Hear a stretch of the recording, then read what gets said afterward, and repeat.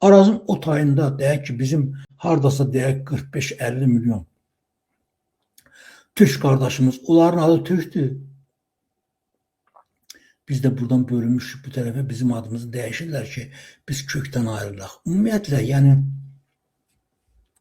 bu həmən o Turan zonası deyirlər, böyük Turan, həmən o deyək ki, Türkiyədən o tərəfdən tutmuş, Xəzərin bu tərəfinə, Asiya qədər deyək ki, Özbək, Qırğız deyək, bunlar hamısı təsəvvür edin.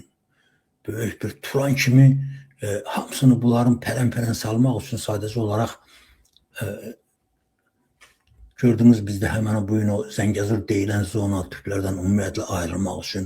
Yəni başımıza, yəni bizim imperiyalar dağılandan sonra başımıza olmazın oyunlar açırlar ki, biz ayaq üstə durub, dirilib ayaq üstə durub nəfəs ala bilməyək. Bilirlər ki, biz əgər normal ayağa dursaq, yeni bir imperiya yaranacaq. Yəni, bax, bu qorxu var. O nöqteyi nəzərdən Elçibəy, Rafiq bəy yazır, Elçibəyin vaxtında Azərbaycanda polislərin sayı 10 min nəfər olub.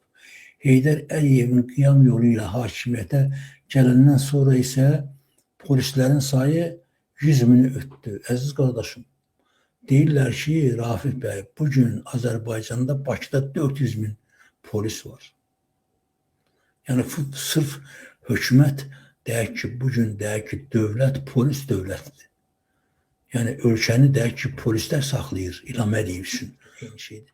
Və mən ən nəhayət dostlar, sizə bugün əsl deyək ki, bir də danışacağım şey, yəni Heydər Əliyevin bu məsələlərindən sonra bizim bugün başımıza gələnlərin 99,9% məhz bizim ölkəmizdəki, bizim deyək ki, dövlətimizin başında bizim özümüzdən olmayan adam olduğuna görə bizim yiyəmiz yoxdur. Biz deyək ki, biz də elə Asiyada olan, Orta Asiyada olan bizim Türk qardaşlarımızın hamısı da, yəni onlar da bugün Rusiyada təsəvvür edeyim, mənim qarşıma indi bir lent çıxdı. Bilirsiniz də, Rusiyada yəni faşist meyilli, millətçi, şərəfsiz insanlar var. Bu artıq demək olar ki, kütləvi hal alıb və yaxşı ki, yəni o nöqteyi nəzərdən onlara qarşı da müəyyən fikirlər var. Mən indi 2 dənə lent var, onu sizə göstərəcəm.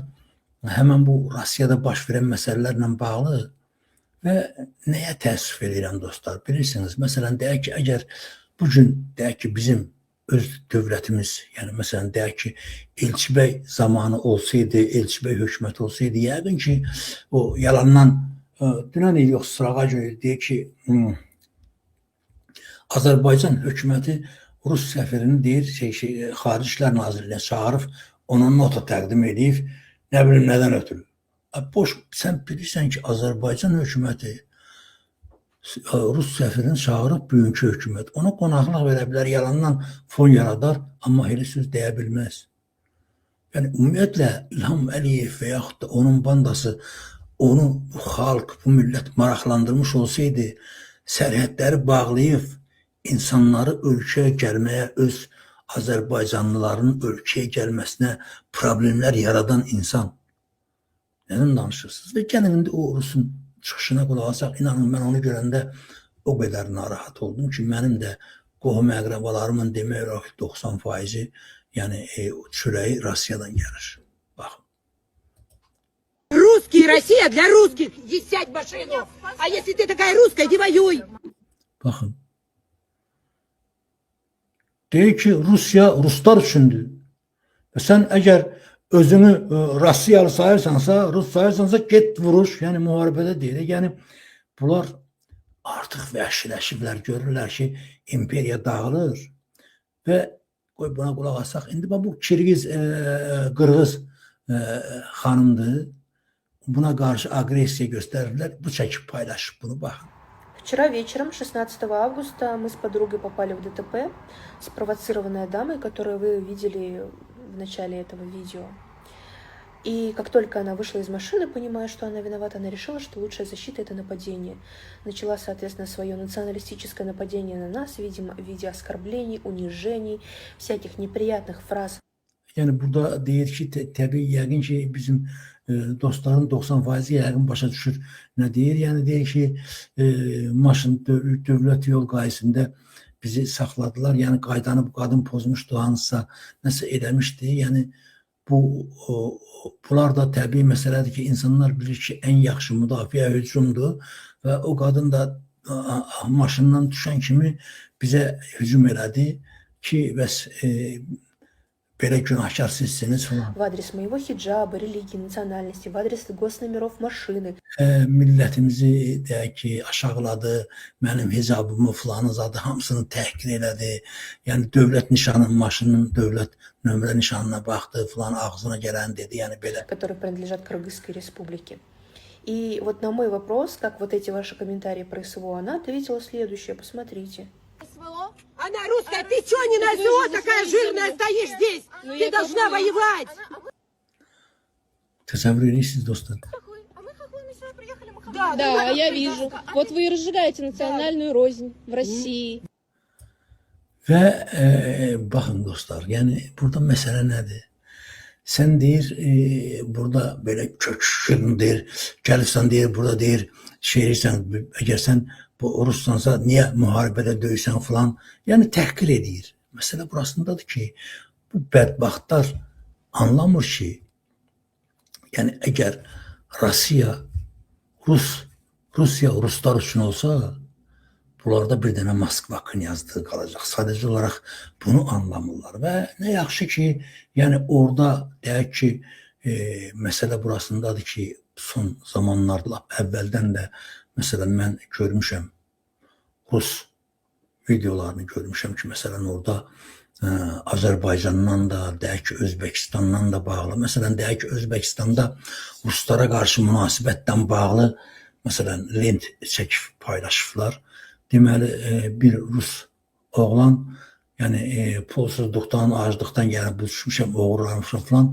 Buna elə deyək ki, sosial eksperiment keçirirlər və bir dənə deyək ki, arada etiraz eləyəni yoxdur ki, bəs mənim pulum yoxdur, sana ki, yardım eləmərəm falan yox. Təsəvvür edin. Və yəni istənilən yəni Türk ölkələrində təsəvvür edin, baxın, bax belə Azərbaycanda da ümumiyyətlə və Azərbaycanla da bağlı paylaşımlı videolar var ki, məsələn Rus qadınların, qızların xüsusilə paylaşımları ki, yəni Azərbaycanda ki, Azərbaycan milləti qədər gözəl falan, yəni o nöqteyi nəzərdən belə paylaşımlar var.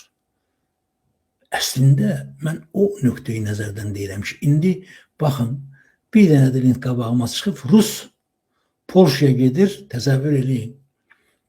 Burunları ucu yavaş-yavaş oyulur və anlayırlar ki, yox, dünya tamam tərsinə böyüyür. Və bunlar indi Ukraynaya uduzduqca anlayırlar ki, məhz müharibəni həmən o bugün deyək ki, o 15 qardaş respublikalar var idi, deyək ki, Özbək, Qazax, deyək ki, Qırğız, Türkmən, burada Azərbaycan, yəni bu millətlərin nümayəndələrinin xüsusi xidməti ilə, məsələn, Azərbaycan neftinin 70% Azərbaycan nefti, deyək ki, Rus tankının müharibədə deyək ki, istifadə olunması üçün 70% Azərbaycan neftindən istifadə olunmasından bağlı. Yəni, bunlar artıq anlamalıdırlar ki, təbii məsələdir ki, bunlar o imperiyadan əl çəkmək istəmirlər sadəcə olaraq. Və indi gəlin baxaq, Azərbaycan deməli, Rusiyada 20 dənə muxtar vilayət var. 15 dənə oblast var. Hansı ki, bunların heç biri Rus millətinə dəxli yoxdur. Udinlərdir, Tatarlardır, nə bilim deyək ki, Başkirlərdir. Yəni, baxırsan, əgər deyək ki, Ruslar üçün olmuş olsa, bunlar öldü. Bir dənə Moskva knyazlığından başqa heç nə qalmır. Və nəyi demək istəyirəm? Yəni, bunlar bizim problemlərimiz deyil. Mən sadəcə məni ilgiləndirən, məni maraqlandıran əziz qardaşlar odur ki, ölkəmizdə rəhbər, yəni bizim xalqımızı, millətimizi sevən insan yoxdur deyin. Millətin dərdini, fikrini çəkən yoxdur ki, məsələn, deyək ki, orada belə bir süjet olanda hemen bir dənə çağırış eləsin ki, Azərbaycanlılar da ki, Rusiyada yaşayan Azərbaycanlılar, əgər sizə qarşı vəziyyət biz sizə yığışın gəlin öz ölkəmizdə iş də var, güc də var, çörək də var, hər şey var. Və dövlət onda güclü olur, əziz qardaşlar.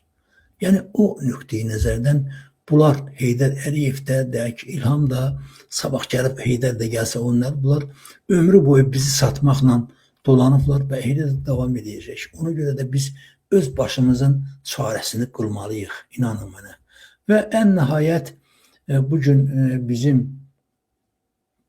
yox mən o lenti göstərim, unuttum, özür istəyirəm. Deməli, bir Rus qızı Polşa sərhədində geri qaytarırlar ki, çıx getsən bizə lazım deyilsən.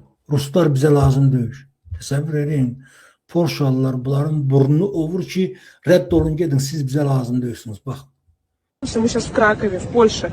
Такая ситуация произошла. Подхожу я, значит, к пункту паспортного контроля, показываю свой русский паспорт. На меня женщина так посмотрела и типа говорит, мол, давай вали отсюда, нам русских здесь не надо. В общем, не pustили нас.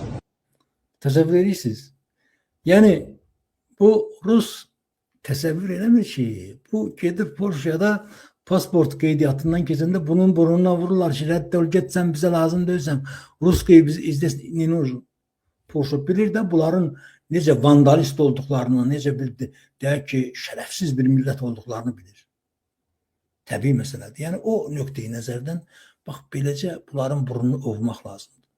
Yadınızdadır, mən dünən danışdım sizə, dünən yox, sırağa gün ki, Azərbaycanda yaşayan Ruslar gedib, deyək ki, Rusiyadakı Ruslarla bir yerdə yaşaya bilmirlər, xarakterlər uyğun gəlmir.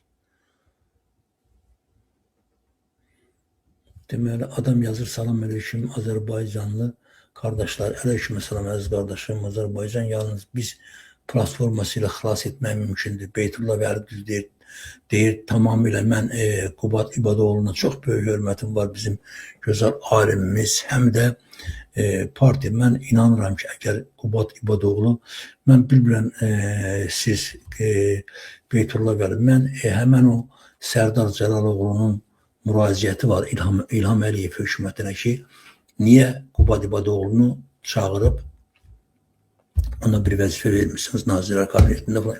Qubat böyük iqtisadçıdır, böyük alimdir və böyük siyasətçidir. Və o nöqteyi nəzərdən mən onu TikTok'da da, deyək ki, YouTube'da da paylaşmışam. Özdə xüsusi, deyək ki, video hazırlamışam onun üçün ki, yəni Qubat İbadoğlu hər şeyə layiqdir. Yəni Azərbaycan dövlətinin başında dayanmaq üçün.